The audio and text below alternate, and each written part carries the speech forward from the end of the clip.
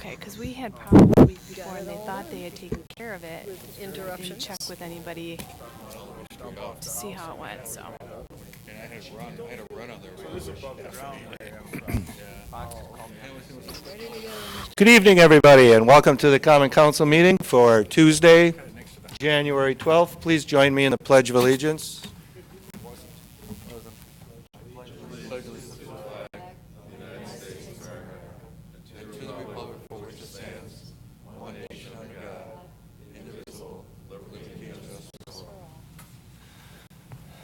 All right, it's time for a roll call. Alderman Strelchak, Here. Alderman Pouquet, Here. Alderman Meyer, Here. Alderman Lashinsky, Here. Alderman Garrow, Here. Alderman Hawkins, Alderman Nurbin, Here. Alderman Adams is absent, And I'm here too. and Mayor Abendroth. Okay, thank you. First item on our agenda is public hearings. We have none. Next item is personal appearances and public comments. Citizens wishing to address the council on any matter not before or not on our agenda tonight may do so at this time. Is there anyone who wishes to address the council? Seeing none, we'll move on to public officials' reports. The mayor has no report. City Administrator. Thank you, Mayor, members of the council. Just two quick announcements here this evening. Number one, with the onset of 2016, the Department of Community Development is now requiring refundable deposits on building permits to ensure that final inspections are completed in compliance with all city requirements. As discussed at the budget workshop meetings last fall and the Appropriations Committee last October, this initiative is being implemented to reduce the number of open permits that accrue into the future. Once a final inspection occurs and the project is found to be in compliance, the inspection division within community development will notify the finance department. In turn, the city's finance department will be expected to return full deposit amounts to all building permit holders within 3 to 4 weeks of project completion. In accordance with the FY 2016 fee schedule, which was adopted last month in December, required deposits are equivalent to 10% of the building permit fee with a minimum deposit amount of $61. So that's a new change that's gone into effect here as of January 1st here in 2016. And then my second announcement concerns the fact that the city of Mequon has now joined a group of 2 other governments in the state of Wisconsin to receive the 3 financial awards from the Government Finance Officers Association. The awards were received for fiscal year 2014, which ended on December 31st of 2014, and include 1, a Certificate of Achievement for Excellence in Financial Reporting, 2, an award for outstanding achievement in preparing and distributing a popular annual financial report, and 3, the organization's Distinguished Budget Presentation Award. All state governments, county governments, townships, local governments, special districts, school districts, and park districts in the United States and Canada are eligible to participate in the GFOA's annual awards programs. And as I mentioned, Mequon is now one of 3 communities in Wisconsin joining the village of Grafton and the city of Village of Howard as one of 3 entities within the state to hold all 3 awards. So congratulations to the staff in the finance department on a great job in attaining that recognition. Very nice. Very nice. That concludes my report, Mayor. Thank you, Mr. City Administrator. We move on to the consent agenda. The consent agenda includes Common Council minutes of December, Architectural Board minutes of November, Board of Appeals minutes of September, Bureau of Permits and Inspections report for May, June, July, August, September, October, and November, Finance Personnel Committee minutes of November, Fire Department report for November, Park Board minutes of September, Planning Commission minutes of November, Police and Fire Commission minutes of September, October, and November, Public Safety Committee minutes of October and November, Public Welfare Committee minutes of November, Public Works Committee minutes of October, Tree Board minutes of October, Zoning Enforcement and Site Compliance report through January 1st of 2016, Also includes Resolution 3341, a resolution disallowing the claim of John R. Grau relating to driveway replacement. This was recommended by the Finance Personnel Committee this evening. Also, Resolution 3344, granting of an easement to We Energies for the along Donges Bay Road. This recommendation is forthcoming. It was approved, yes. was Recommended by the committee. Recommended by Public Works Committee this evening. And Resolution 3353, approving the Highlanders Estate Subdivision Phase 2 Development Agreement for the lands located immediately south of Brighton Ridge and Knightsbridge subdivisions. This was recommended by the Planning Commission last evening. Does anybody wish to take any of these items up? Seeing none, look for a motion. So moved. Second? Motion and second to approve the consent agenda. All those in favor say aye. Aye. Any opposed? The consent agenda is approved. We now will come together as a committee of the whole and discuss the DPW combined facility.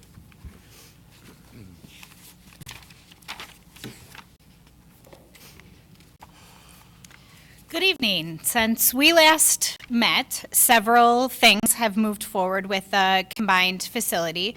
Those on the Finance and Personnel Committee discussed the tax implications and the total borrowing for the initial resolution for the facility and all of its accessories. We have continued to move forward with Public Works to provide updates to them on the ongoing facility, including the transition into its final design. And on January 5th, we opened bids for the project.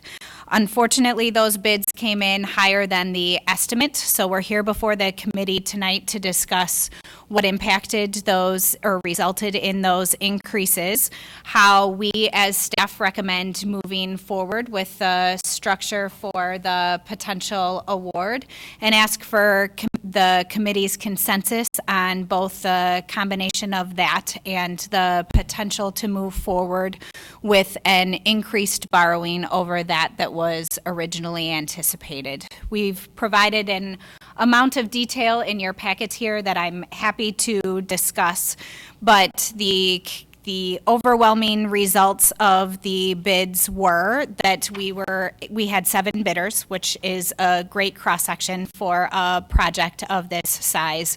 It included those 7 primes and hundreds of subcontractors, with what we estimate is a reasonable spread in between all of those bids. So what that indicates to us is that the bid process was valid and the bids that we received were valid. Unfortunately, the project just cost more than originally estimated. The most significant result of that was that between the initial cost estimate and the final design, we completed soil borings on the projects that resulted in the identification of some non-structural fill just to the east of the existing facility.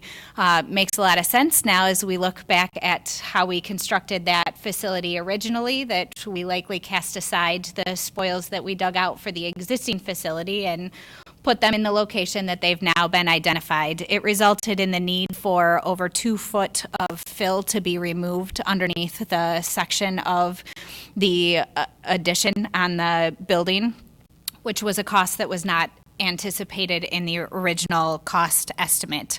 A portion of the increase is just due to the final design process when we went through the final renovation for the existing facility and identified all of the systems that would have to be either completely replaced or upgraded as a part of the project. There was some cost increase as a part of that process. And then the final element, unfortunately, is just increased both labor and construction costs. Material and skilled labor costs continue to rise, and we saw that in the time between the estimate and the final design when it went to bid. We have before you tonight, again, 2 things that we're looking for either direction or consensus on. As staff, when we went through and evaluated the bids that we received and the the values of each of the elements that came forward.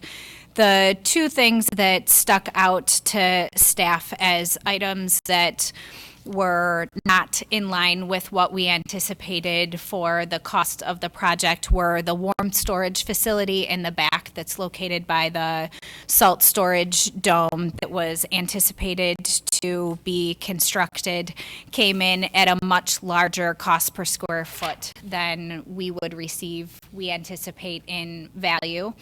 And the other item that was a big ticket item as a part of the bid results was the automatic wash bay equipment. And so with the potential elimination of just those two items, we would reduce the overall project cost by $1 million. And so it's staff's recommendation as we move forward and look at an eventual award of the contract that we would eliminate those two alternates and take the cost savings for the project. So we would be able to move forward. We anticipate that that would have a minimal operational impact on the project, and that the bigger of the two impacts operationally being the automatic wash bay equipment, that we would try and include that as a capital project in the future. The wash bay itself will still be constructed with the plumbing and everything else so that that piece of equipment can be added in the future when hopefully we receive better prices, although acknowledging that costs continue to rise associated with that type of equipment as well. And depending on the committee's direction with respect to moving forward with that combination of recommendations, then we'd be looking for a consensus for the committee to move forward with an anticipated borrowing at $9.1 million instead of the originally anticipated $8.7 million. It's about a 4.5% cost increase over what was previously authorized, but at this point, with the results of the bids, is what the project would require. Thank you, Kristen. Any comments or questions? That still includes within your construction budget contingency for other potential issues that may arise. Correct. There is a contingency that is just a dollar amount. Obviously, that contingency was reduced over the cost estimate because now we have bids. So we know what a large amount of those items are going to cost now. But yes, there is still a contingency, and it still includes, blanket dollar amounts for things that haven't been yet identified as a part of the bid. For example, the furniture. That wasn't included as a part of the bid, but there's still a dollar amount included in the proposed borrowing for those elements. Okay. And the automatic wash bay, we don't have an automatic wash bay now, do we? We don't have any wash bays right now. Okay. All right then. Thank you.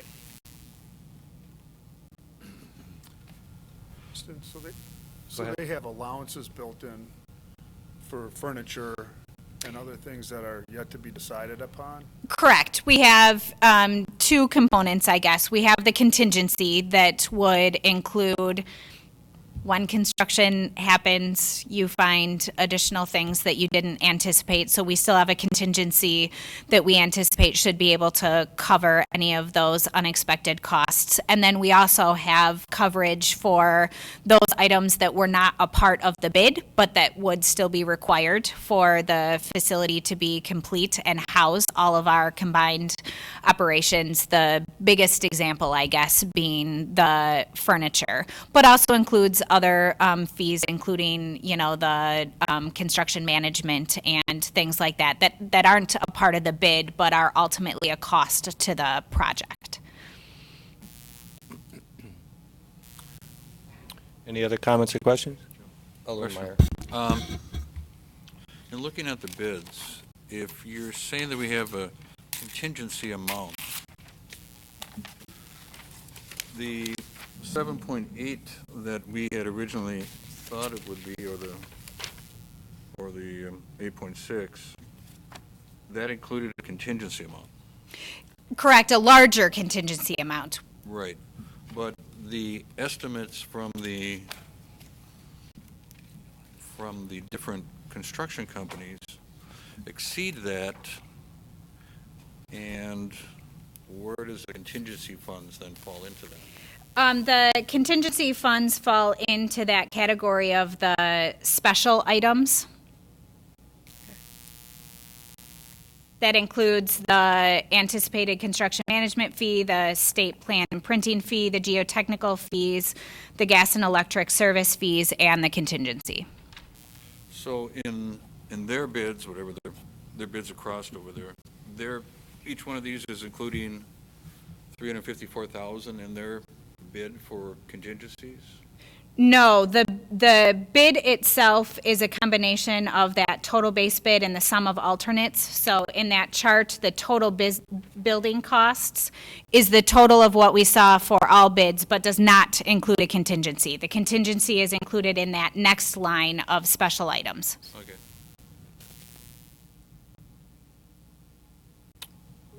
Okay. Staff would like to know if you concur with their recommendations for proceeding. I do. Does anybody object to staff recommendations? Seems a reasonable thing to Approach? do to bring the cost back down. Alderman Strelchak.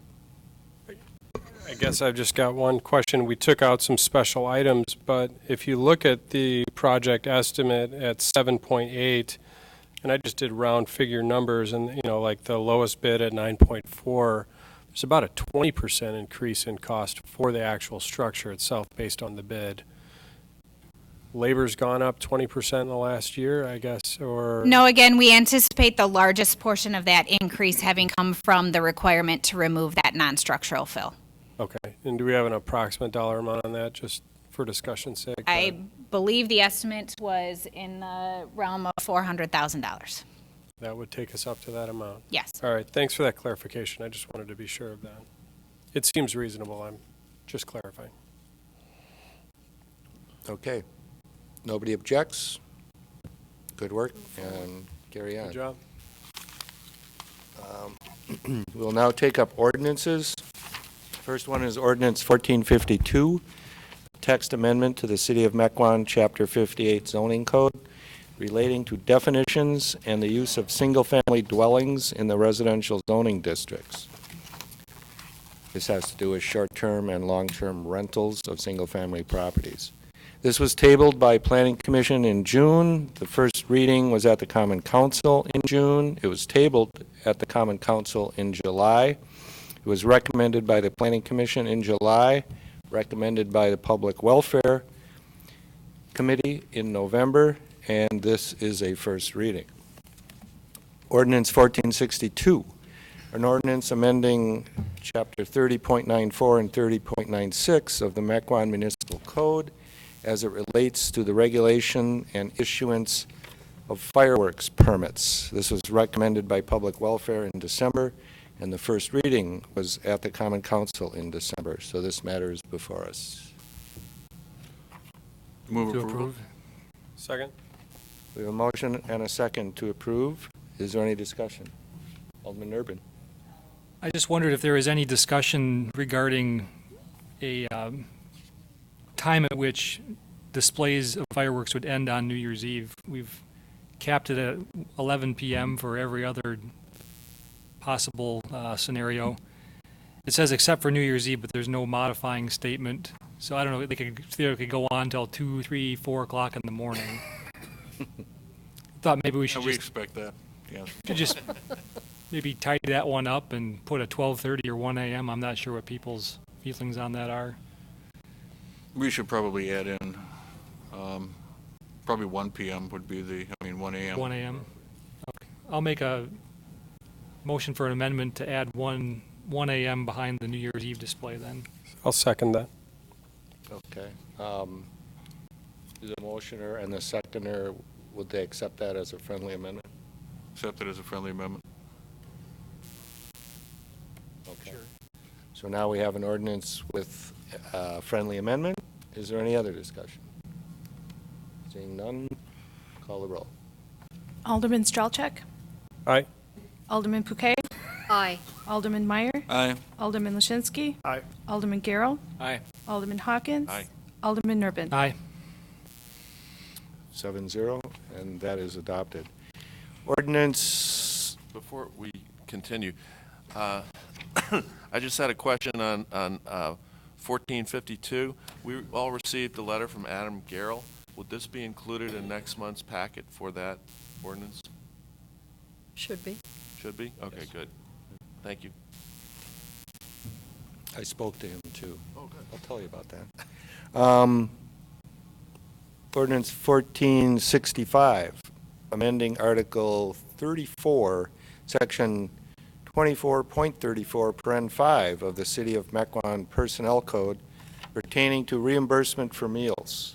This was recommended by the Finance Personnel Committee this evening, and it is a first reading. Ordinance 1466, amendment to the City of Mequon zoning map for approximately 221 acres located at 11446 North Farmdale Road and the northwest corner of Mequon Road and Farmdale Road for a 20-lot cluster development of single-family residential. This was recommended by the Planning Commission last evening, and this is a first reading. Moving on to resolutions. Resolution 3345, approving the purchase of Fire Department self-contained breathing apparatus. This was recommended by Public Safety in December. Move to approve. Second. Motion and a second to approve. Is there any discussion? Seeing none, call the roll. Alderman Pouquet. Aye. Alderman Meyer. Aye. Alderman Lashinsky. Aye. Alderman Garrow. Aye. Alderman Hawkins. Aye. Alderman Nurbin. Aye. Alderman Stralchek. Aye. 7-0, and that is adopted. Resolution 3351, resolution authorizing the redemption of the City of Mequon $16.965 million general obligation refunding bond, Series 2005B. This is intended to pay off the debt of the sewer wars. Move to approve. Second. This was recommended by finance personnel. We have a motion and a second to approve. Is there any discussion? Would you like to make any statement on that? It's about time. We borrowed this money when Ms. Bouquet was mayor. Call the roll. Alderman Meyer. Aye. Alderman Lashinsky. Aye. Alderman Garrow. Aye. Alderman Hawkins. Aye. Alderman Nurbin. Aye. Alderman Stralchek. Aye. Alderman Pouquet. Aye. 7-0, and that is adopted. Resolution 3352, approving the agreement between the City of Mequon and the Mequon Fire and EMS Association. This was recommended by Finance Personnel Committee this evening. Looking for a motion. Move approval. Second. Motion and a second to approve. Is there any discussion? Seeing none, call the roll. Alderman Lashinsky. Aye. Alderman Garrow. Aye. Alderman Hawkins. Aye. Alderman Nurbin. Aye. Alderman Stralchek. Aye. Alderman Pouquet. Aye. Alderman Meyer. Aye. 7-0, and that is adopted. We have no specified unfinished business, no petitions, memorials, remonstrances, or communications. Specified miscellaneous new business, we have one mayoral appointment to the Economic Development Board. Looking for a Move to approve. Second? motion and a second to approve. Any discussion? All those in favor say aye. Aye. Aye. Any opposed? Motion carries. And our next item is a closed session pursuant to Section 19.85, paren 1, paren G, Wisconsin State Statutes, conferring with legal counsel for the government body who is rendering oral and written advice concerning strategy to be adopted by the body with respect to litigation in which it is or is likely to become involved regarding the Shoreland Nature Preserve property. We need a motion to go into closed session. So So moved. moved. Motion Or and a second. second. Nope, As believe I needed. received that. Call the roll. Alderman Garrow. Aye. Alderman Hawkins. Aye. Alderman Nurbin. Aye. Alderman Stralchek. Aye. Alderman Pouquet. Aye. Alderman Meyer. Aye. Alderman Lashinsky. Aye. 7-0, and we will now go into closed session, and we will not be coming back for open session.